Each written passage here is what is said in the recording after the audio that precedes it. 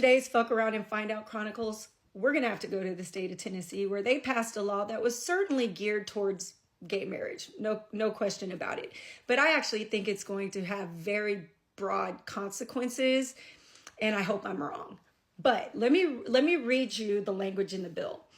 A person shall not be required to solemnize a marriage if the person has an objection to solemnizing the marriage based on the person's conscience, like they just don't agree with it, or religious beliefs.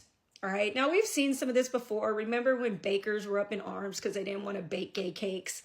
Whatever. If I was gay, I wouldn't want you baking my cake either. Same goes for this. If I was gay and I was having a gay wedding, I would want my officiant to actually support my marriage, right? So this wouldn't necessarily be an issue for me.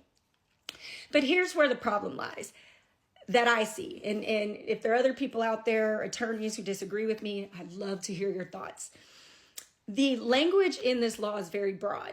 It's very broad, it's ambiguous and vague. Those are words we like to use in the law to describe what they look like sometimes. And these laws always make their way up to the Supreme Court because the Supreme Court has to define what it means and how it should be implemented.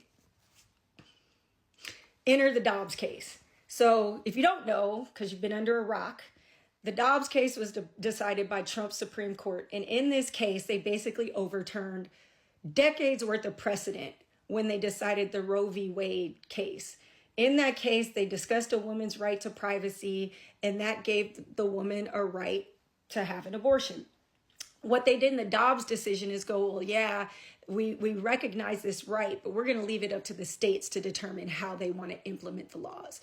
That scared the shit out of me as a mom with a kid with special needs who is protected by federal laws that protect people with disabilities. I knew this was a sliding, slippery slope. Like, so many things can happen here. But let's take this a step further of why I think people need to pay attention. And it goes back to Project 2025. You know, the one Trump said he knew nothing about that apparently is his entire plan for his administration.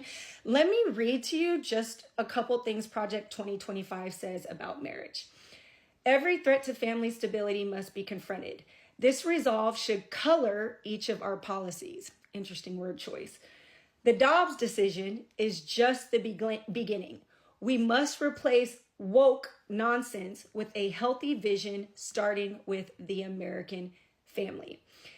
It goes on to say on page 451 that it defines the right kind of family as a married mother, father, and their children. It claims this is the foundation of a well-ordered nation and healthy society. Be fucking for real. If you actually meant that Project 2025, you'd be criminalizing adultery, and you haven't done that yet. But I'm not finished. There's one more thing I want to read.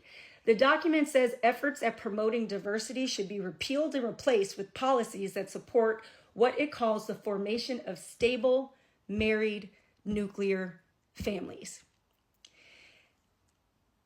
I can't think of a whole lot of things that promote diversity and wokeness than interracial marriage. There have been Christian nationalist pastors who've gone on live broadcasts saying they think marriage should be between people of the same race, religion, etc., etc. There are legit people who want to ban interracial marriage. And I can see this law going up to Trump's Supreme Court just for them to say, yeah, we know what we decided in the Loving case decades ago, and that there is a right to privacy and you should be able to marry whoever you want, but we're going to let the states decide.